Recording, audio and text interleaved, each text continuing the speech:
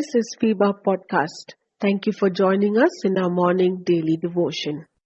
The gloom that surrounded Golgotha was not conducive to hope, but hope, it is said, is the peg on which human life hangs. This week, let us explore together hope in its different hues. The crucifixion of Jesus is the single most distressing and disastrous event in the history of humankind. So dark that the universe seemed to feel it and the world was plunged into darkness. Yet, at every stage of the crucifixion, we find hope. And so, let's look at people around the cross and the hope they represent. Let's begin with the hope of the thief. No, the hope of the thieves. We'll look basically at Luke chapter 23, verses 39 to 43. The crucifixion of Jesus is the single most distressing and disastrous event in the history of humankind. So dark that the universe seemed to feel it, yet at every stage of the crucifixion narrative, we find hope. We will begin with the hope of the thief. No, thieves, because actually both of them had hope. Both the thieves are reported to have hurled insults at Jesus. Then one speaks up. If you are the Christ, save yourself and us. In his most desperate moments, this thief hoped that the power of the Christ would change the drastic situation they were all in.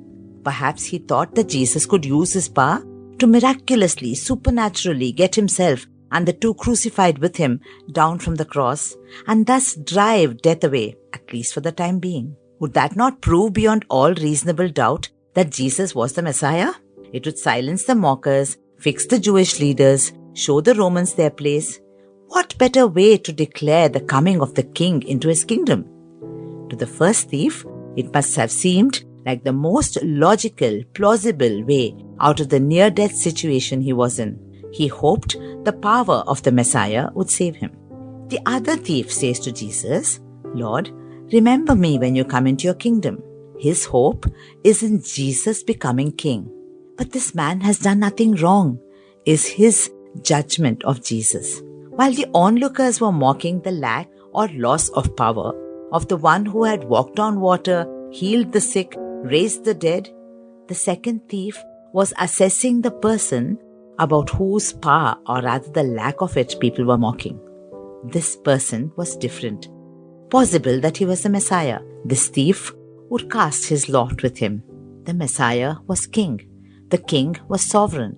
The thief would place his hope on who this king was. He would let him be king and hope in him to save him.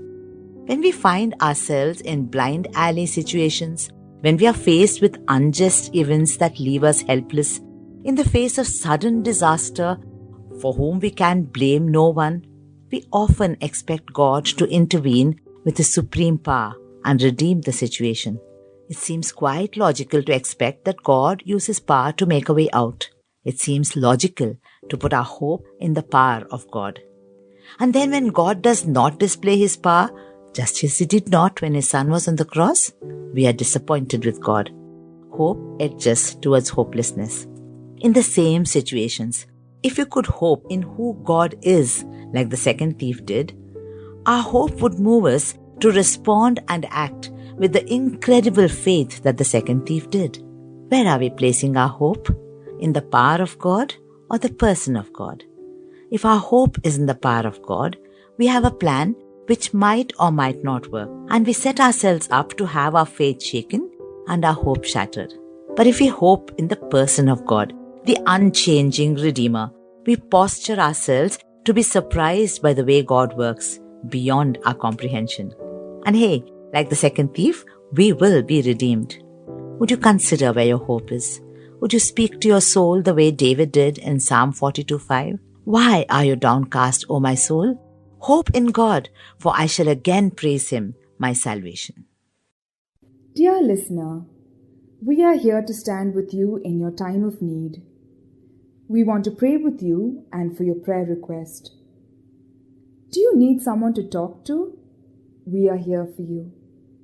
Call us or send a message at +91 636 425 2164 +91 636 425 2164. God bless you.